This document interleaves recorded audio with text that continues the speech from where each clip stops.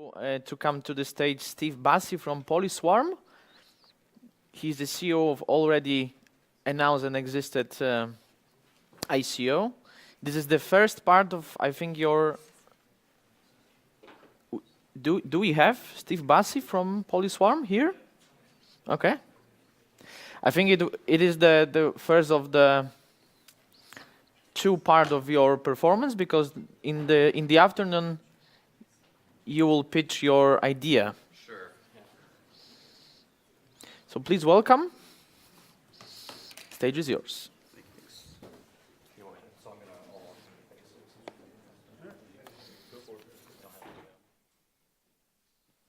Hi. Hear me okay? Hi, I'm Steve Bassi. I run a small company called Polyswarm, and we are basically taking antivirus from the centralized world and decentralizing it to the blockchain. And what that means very simply is today you pay a Symantec or Kaspersky for your antivirus protection. Tomorrow we think you should pay into Polyswarm, and Polyswarm is responsible for rerouting the incentives to security experts around the world who are protecting you from threats. Now, that's not what I'm going to talk about today, and I'm going to introduce my colleague Ben Schmidt here. Ben is a security expert. He looks at computers, or sort of computer programs that have been built, and he looks for flaws and vulnerabilities in them, mainly to inform our clients and to fix those flaws and vulnerabilities. So he's going to dive very deep into smart contract insecurity today. Has anybody here ever written a smart contract? Are there any developers in the room? Okay, one guy. Who here has a good idea of what a smart contract is or is not? Okay. All right, we may back it up a bit here. Who understands blockchain very, very well? Could write your own if asked. Okay. All right, so maybe we, is everybody in favor of going over some basics here before we get into the nitty gritty? Does that work better? Okay. Is this microphone even effective? Can anybody hear me? Okay. First of all, you've all heard that blockchain is a distributed ledger, right? All right. So what does that mean, that distributed ledger? Who in here is an accountant? Anybody? No? Okay. Well, ledgers in general, we sit there and we start with a balance, right, on the ledger. Maybe the balance is 100 Swiss francs or 100 US dollars. And then we have very specific accounting rules, how we sort of subtract from that balance or add to that balance, and how we recognize revenue or things like that. Well, in the blockchain world, a distributed ledger is very similar, with one key twist. Instead of one accountant or one CPA balancing the books and auditing the ledger, many of us, by the use of software, agree on how the ledger should be modified, right? So the idea is, maybe everybody in this room, let's create a basic blockchain right now. Everybody in this room, we all agree that credit is bad. You shouldn't be able to spend money you don't have, right? Let's start with that rule. So in Bitcoin and other systems like that, if you don't have a Bitcoin, you can't spend a Bitcoin, right? There's no credit in Bitcoin. Let's agree on the other rule. Every time we make an entry to the ledger, we add a little bit of money to the money supply. Instead of like a central bank where we, maybe arbitrarily decide inflation is bad, so let's print some more money, Bitcoin has a rule codified in the ledger that actually says every time we create a block or another set of entries in the ledger, we actually add a little bit more money to the money supply. Now, does anybody in here know what the technical limit, how many Bitcoins there are and will ever be created? What is it? Sorry? 21 million, right? How's that defined? Do you know? Okay. Right. So every time you create a new block in the Bitcoin ledger, there's actually a function in everybody's Bitcoin software, in all the nodes that maintain this distributed ledger. And the way the money supply is defined is if you've ever seen a limit function, something that approaches a line but never touches it and just gets infinitely closer to the line, that's how the money supply is sort of defined in Bitcoin. What's the current block reward, do you know? Is it 5, 10? Okay. So every time a new block is mined in Bitcoin, we'll explain what that means, there's 5 Bitcoins added to the money supply. Is it 12? 12, 5, yeah. Is it 12 now? Okay, well, your knowledge is more. We're very Ethereum focused right now, so I'm glad someone in here knows. It's, yeah. So the idea is this block reward gets ever smaller and smaller and smaller, right? The Bitcoin block reward used to be 50 Bitcoins or 100 Bitcoins, and that's a lot of money these days, right? So that's another rule to our ledger. Here's how we add the money supply, right? So while we're maintaining this ledger, we mine these things called blocks. And what happens within a block is people basically broadcast their transactions that they'd like to be included in the ledger. And let's say I'm sitting in China and you're sitting in California. What happens if I want to send a Bitcoin from you, or from me to you, is I do what's called signing a transaction.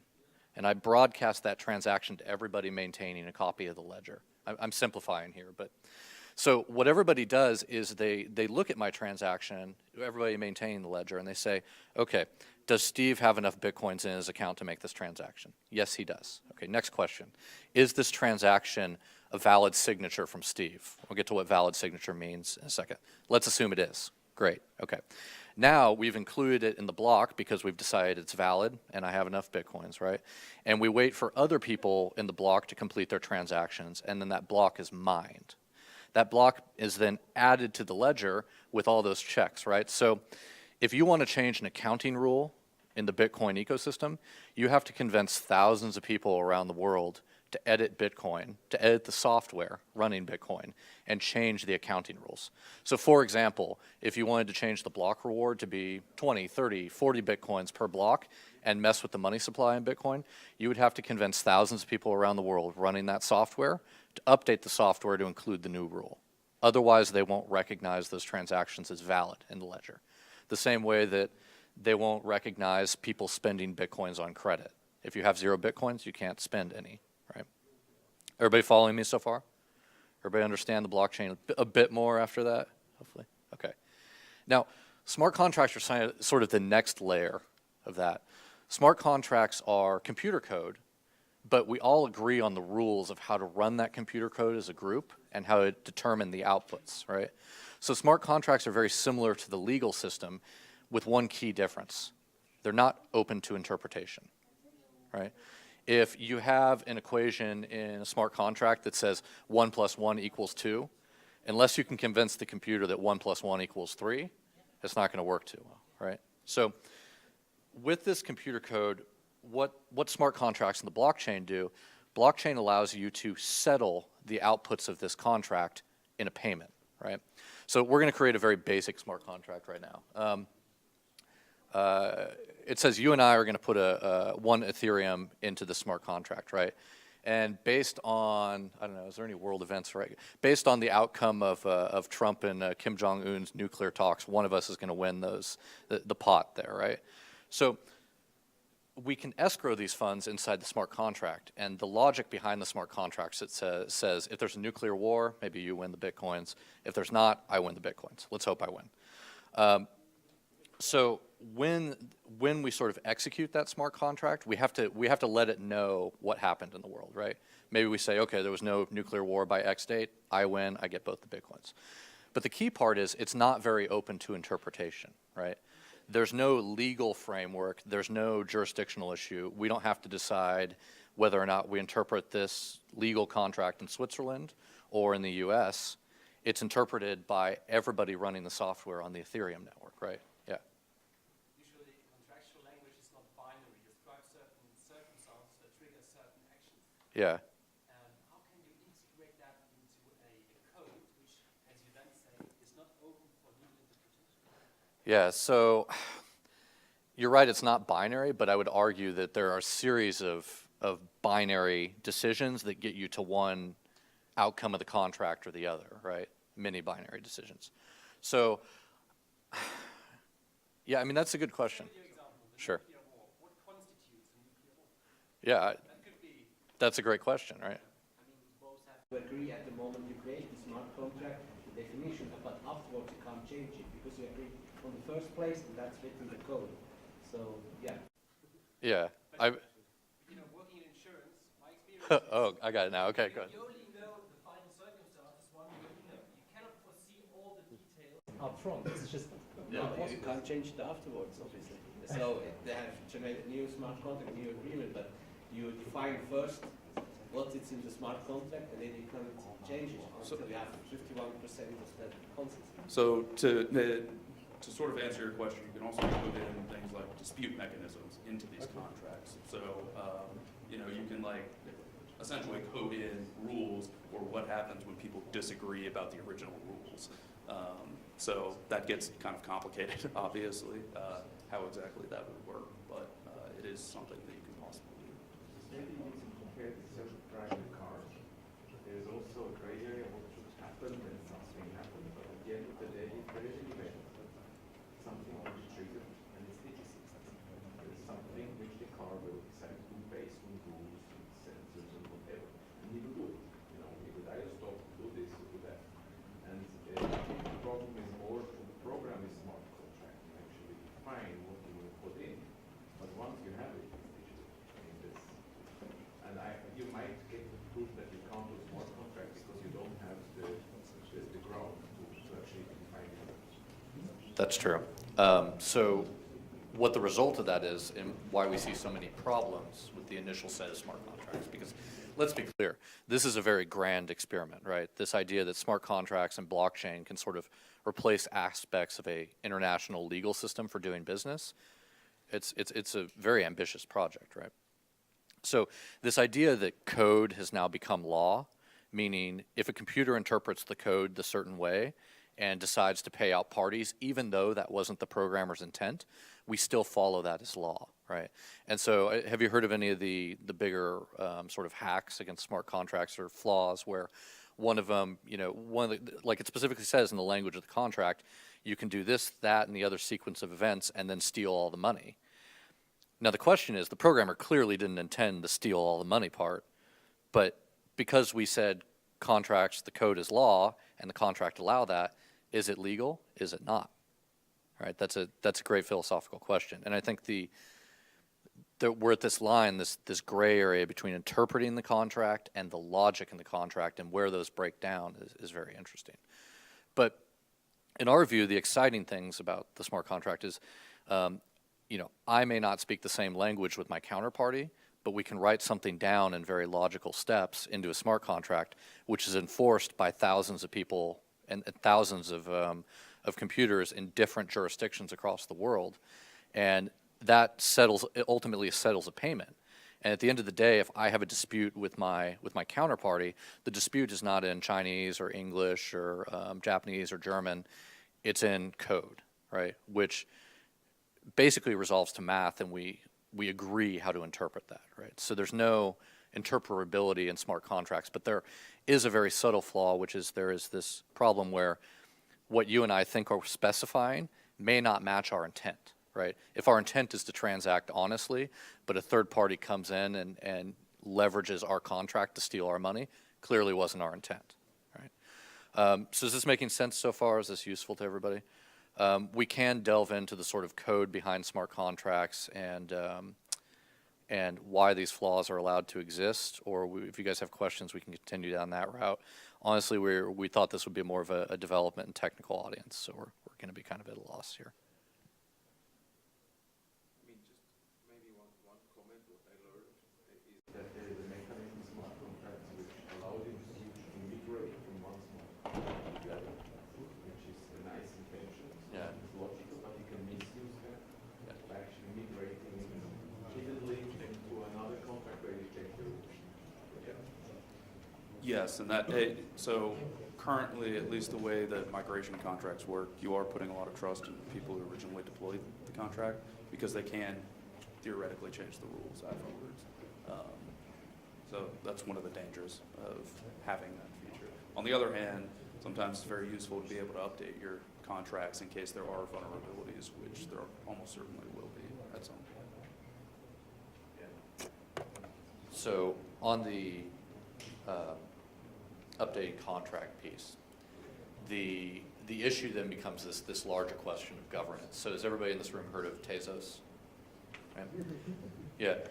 So it's kind of a shame because it's a brilliant team behind that, right? And they were working on this very core problem of contract governance. When we have a disagreement, when we have a dispute, when we figure out that the contract we wrote down together doesn't quite cover all the use cases, right? maybe I have fire insurance, but the fire insurance doesn't cover, chemical fires if I'm, running a science experiment in my house, right? That's sort of extra insurance coverage, right? So when we get to these situations, the question of how do we resolve disputes, how do we upgrade contracts, and how do we do that in a distributed environment? These are all very complicated, essentially math and what are called formal methods problems. So I'm going to kind of dive into a computer science subject, but there's this whole aspect of computer security and computer science called formal methods. And it's sort of taking this link between the real world. You and I reach an agreement about a contract, right? An agreement in human language, and we specify what that agreement means. But we want to make sure that when we write it down in computer code, the specification of our agreement matches the implementation. And there's been a lot of deep computer science research over the years to make sure that that specification matches the implementation, because it's actually very important for security, right? To know that we said, hey, this system shouldn't allow a user with no money to take all the money, or this system shouldn't allow, a user to withdraw money from the ATM if their account is invalid, or things like that. We want to know that the implementation of that system matches the specification, right? So this is kind of an area of research. Another area Tezos is working on, and some others. And it's important for security because when we write a smart contract, what happens is we actually deploy the interpretation, the responsibility for interpreting that smart contract and paying out the people involved in that smart contract.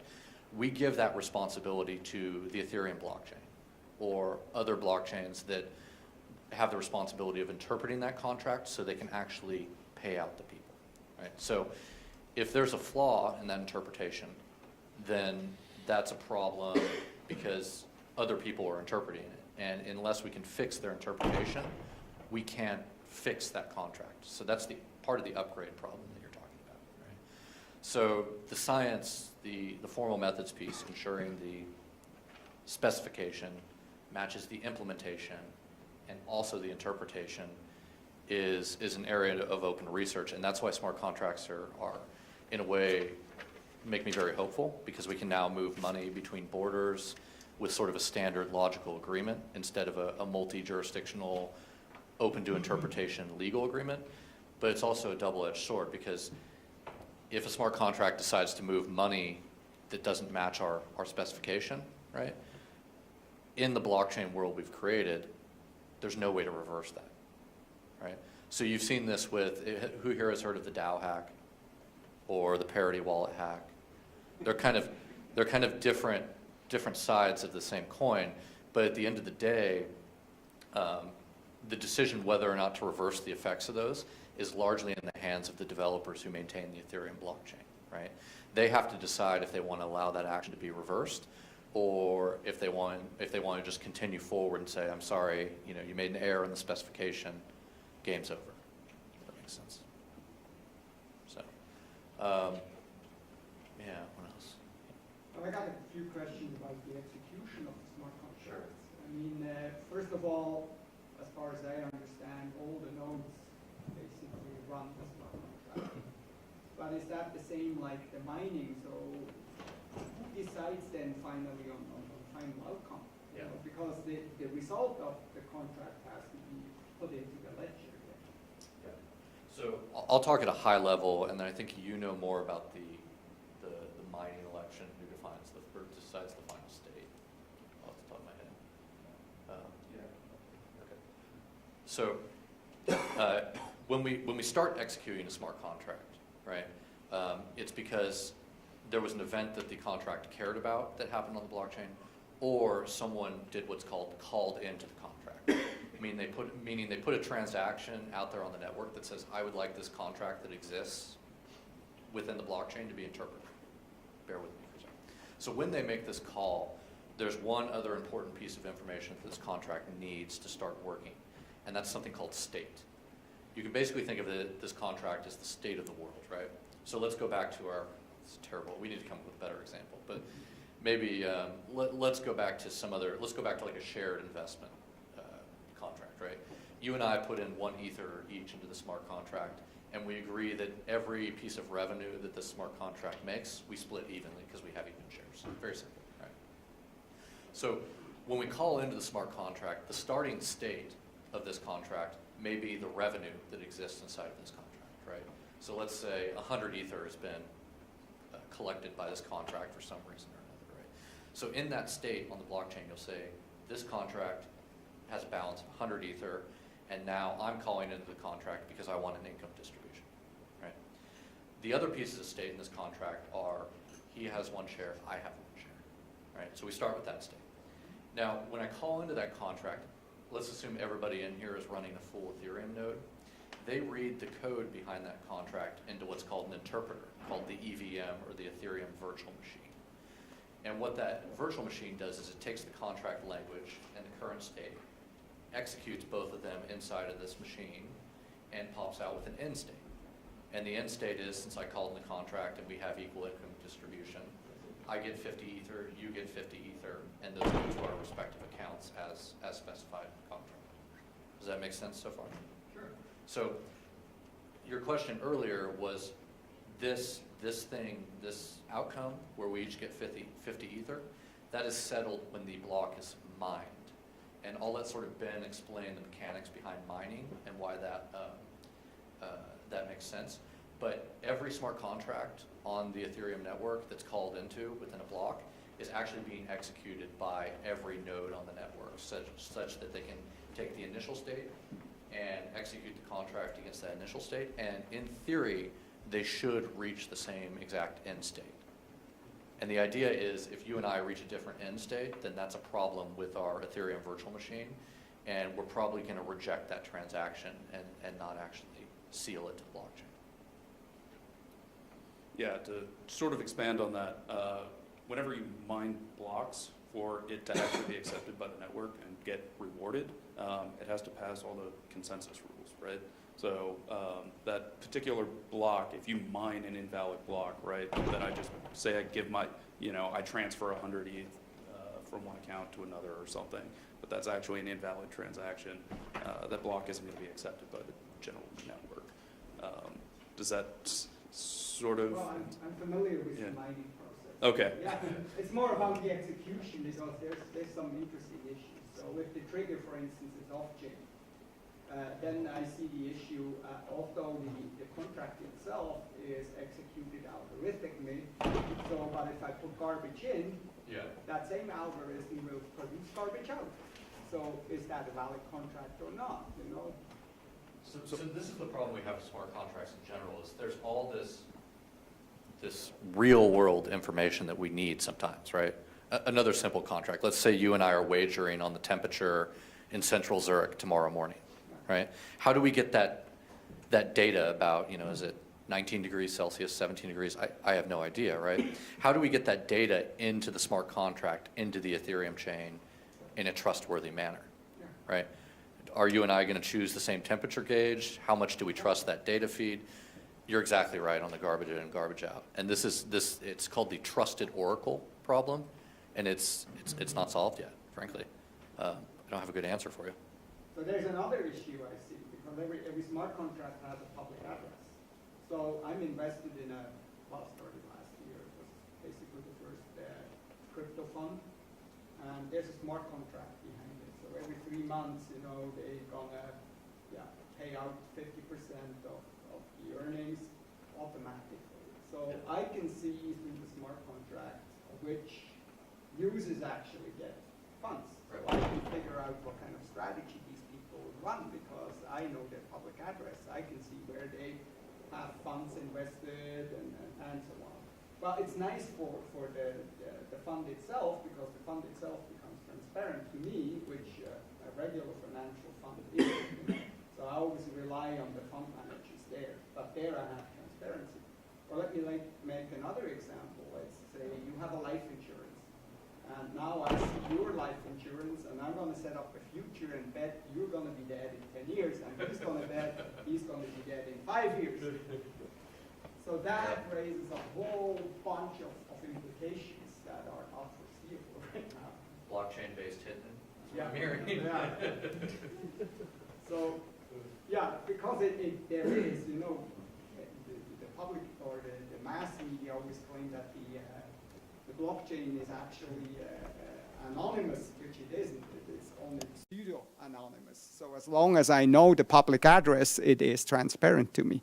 And that makes it also transparent, these contracts, to the tax authorities, regulators, and so forth.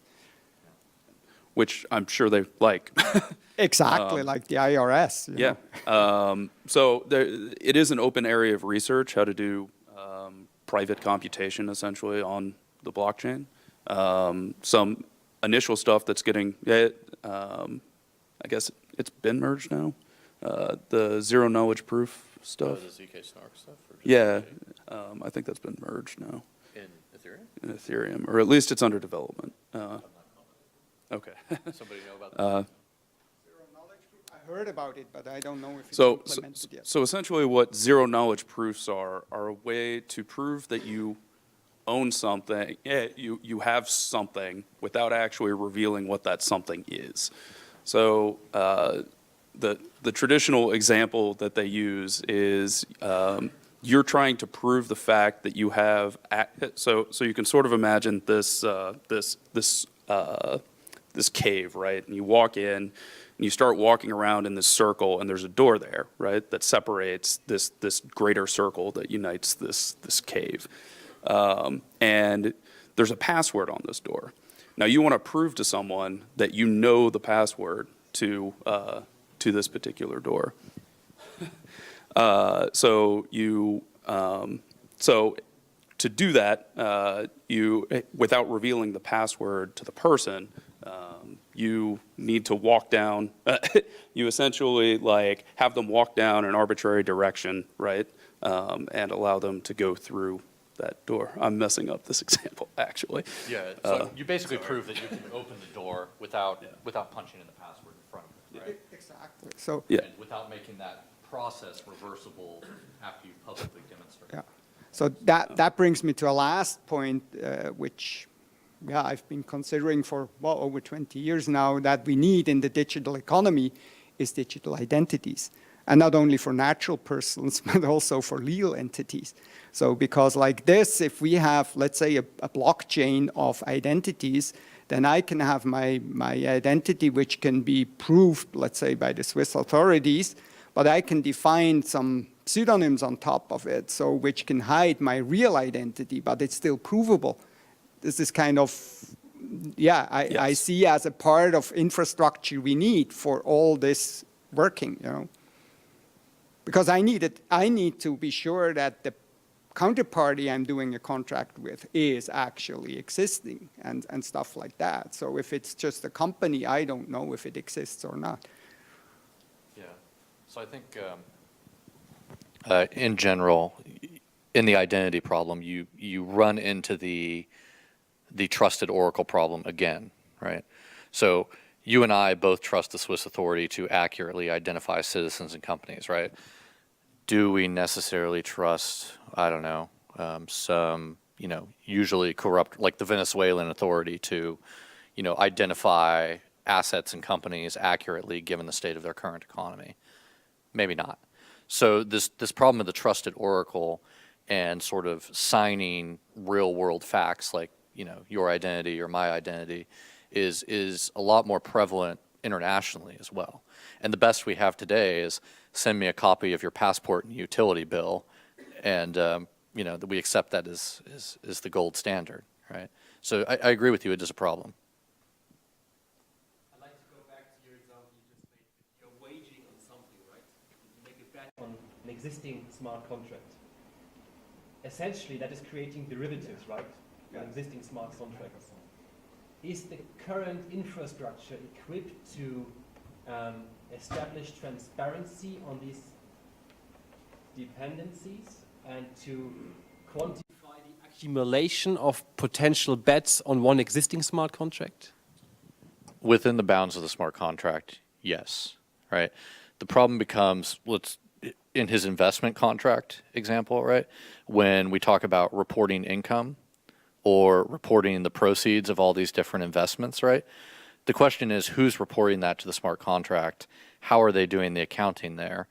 And can we trust them, right? So it goes back to right back to the trusted oracle problem.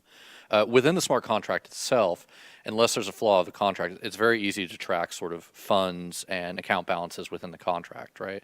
And it's also very hard to modify any of that, because if you modify the state of that contract, meaning let's say you try to convince other peers on the network to modify your account balance inside of a contract, right?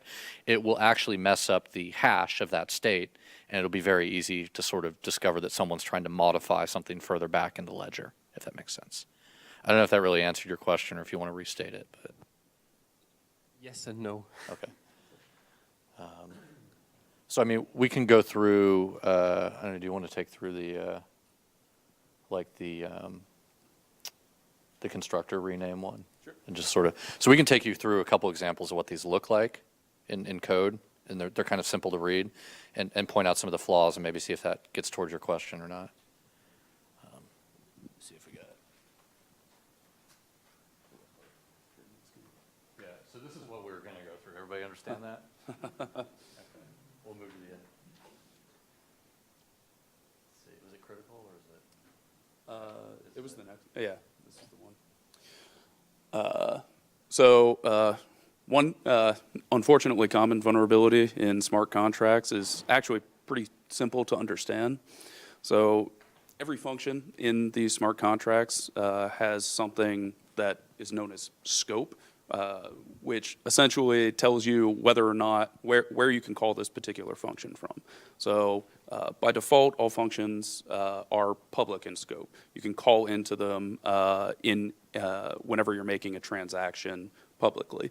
I want to back up and explain the life cycle of this contract. So let's explain the life cycle of how this happens, how this contract is deployed and what it says, and then Ben will go back and illustrate the actual vulnerability in this. So this contract basically says, you know, I'm going to deploy this thing to the network, and then when anybody wants to call any of these things that say function with a capital letter, it says function dynamic pyramid, anybody can publicly call that function.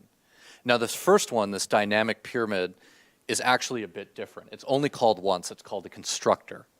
And when you deploy a contract to the network, this function is automatically called by every Ethereum virtual machine running on the network. And it's kind of known as a contract setup function. So this one's very, very easy to understand. When this contract called Rubixi is deployed to the network, it basically runs that dynamic pyramid constructor, and it says, hey, the creator of this contract is now equal to the person who put the contract out there. Make sense? So if I put the contract on the network, I'm considered the creator. Now, what does it mean that I can do with that? Well, it means a couple things. One, if I'm the creator, it means I'm the owner, and I can collect all the fees, right? So every piece of value in this contract, I can call, and the first thing it says is only the owner can call this function, right? Everybody making sense so far? So, and then this modifier only owner basically checks if the person calling the function is the creator, and then sends all the fees to the person that called the function, right? Who's also the creator, because only the creator can call this function. Making sense so far? So the life cycle is this contract is deployed, and then maybe people send money to the contract for whatever reason, right? And only the owner can collect the fees from this contract. So you want to illustrate the vulnerability now? Sure. So what this is code for is a pyramid scheme on the Ethereum network. They were pretty blatant about it. They originally named it dynamic pyramid. The issue is that someone actually copy-pasted this and renamed it because they wanted to create their own pyramid scheme with their own suckers involved. But whenever they did that, they actually didn't change the name of the constructor. Now, that's actually a huge problem because it means that that function doesn't actually get called whenever you deploy to the mainnet unless it's named exactly the same as the contract itself. So in this case, you see that the contract is named Rubixi, but what was supposed to be the constructor is named dynamic pyramid. So the creator of this smart contract is never set. So anyone who notices this in the contract can actually call that function, which is by default public, and set themselves as the creator of this pyramid scheme and pull out all the funds. It's actually pretty straightforward and kind of hilarious that someone would make a mistake like that. But these things are actually pretty common in some of these contracts because it's very easy to make these sort of simple mistakes where you don't rename a function. So this goes back to the intent versus specification. The programmer intended to put this thing out there, and he intended the constructor to be dynamic pyramid. But the way he specified it in the language actually doesn't sort of, or implemented in the language, doesn't match his intent, right? So we have these problems all the time with smart contracts at much larger scale, right? Where we have no good way to capture the intent of the programmer or the bank or the insurance company and ensure that the intent really matches what's put out there on the network. Yeah. Maybe I'm getting something, but when you write a smart contract before you actually use it, test it for help. Yeah, okay. Test network and everything, and you like any other software, you have to think all different possible testing scenarios. Oh, yeah. Sorry. Okay. My question. Is it on? Hello? Yeah. Yes. Okay, so when I think of traditional software development, you have a specification, you program something, and then before you use it, you actually test it. Yeah. And here, you know, you have to test it like hell on a test network, and you make sure that you capture any possible use case. So what is different from what you just explained to what I know from the traditional world? Sure. So there's a well-known problem that relates to this. You said test the hell out of it, and I wish test the hell out of it was quantifiable. How much testing quantifies the hell out of it, right? Like that's a great question. And the problem you have with computing is that you have this thing where you have what's called test input explosion, meaning you can never possibly enumerate all the test cases and ensure that they match the desired output, right? It just gets explosive. It grows too much to where with all the computing power in the world, you could never test all inputs against outputs, right? So I agree with you completely. And there are frameworks in smart contract writing called unit testing and integration testing where developers are supposed to write these sorts of tests, right? Can I just rephrase what you said? So basically you're saying it's almost impossible to write a bug-free smart contract, and the problem is once it's frozen, it's running, I can't just go bug fixing. Yeah. That's part of it. I wouldn't say it's as grim as that. I don't think it's impossible to write a bug-free smart contract. But for example, and this contract is a great example, this contract will allow you to compile it and deploy it to the network, right? This contract, however, will not point out the fact that you've never had a constructor in here and that your constructor name doesn't match the contract name and therefore will never be called and the owner won't be set. Is that still the case today? Will this not flag? Yeah. I believe so. So with Ethereum's current tooling, that won't work. I don't want to be as grim and say it's impossible to write a bug-free smart contract, but today's tooling makes it too easy to screw it up, right? And especially if you don't have a sort of a healthy respect for certain things, like these are out there for the public to analyze and call, right? It's not private software running on the server in your bank or your insurance company where it's in a black box that a lot of people can't analyze it and see how to break it. This is very public. This is out there on the public blockchain for anybody to basically pull down and look at and say, there's a problem here, right? And you see there's lots of public research right now where people are walking through the Ethereum blockchain, pulling out the code for some of the smart contracts that have been deployed and analyzing it for flaws. And the most, was it like 35,000 was the number? It was kind of a BS methodology, Yeah, but so the methodology Yeah, was questionable. you talked about this, The methodology was a little questionable because so a lot of people don't know that testnet is a thing and will just deploy testing contracts over and over again to the chain, and a lot of these contracts weren't actually actively managing many funds, if any. And, you know, they're basically ancient contracts that people have long forgotten about. It was a very interesting study just from the fact that, you know, they went through all of these contracts on the chain looking for common vulnerabilities and that they were so commonly deployed onto mainnet.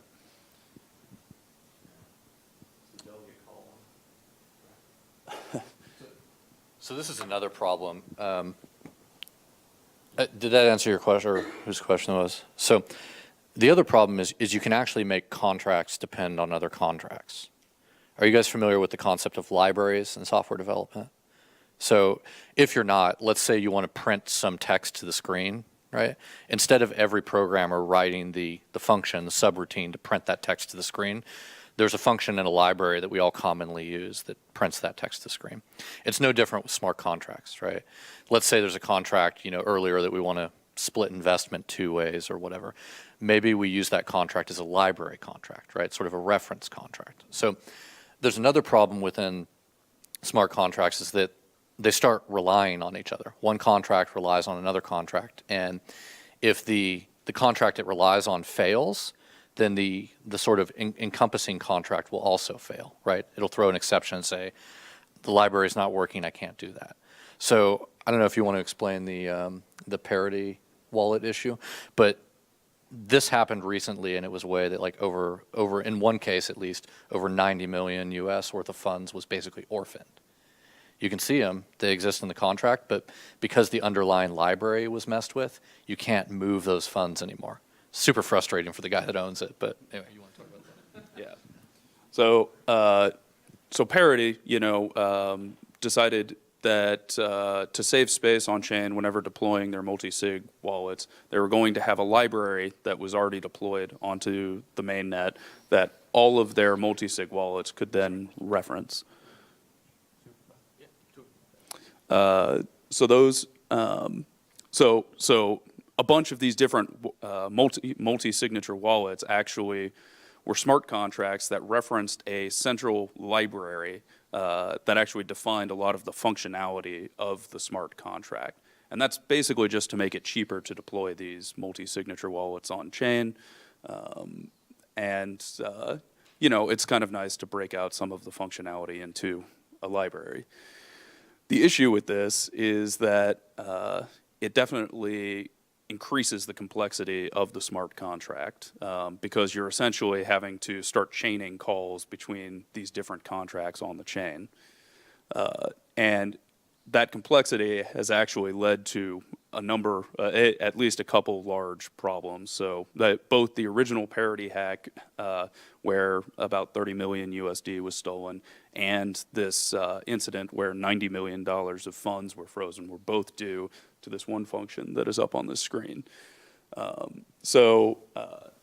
In Solidity, you can define a default fallback function. When you try and call something that doesn't exist, it essentially executes this function as a fallback to make sure that something gets executed.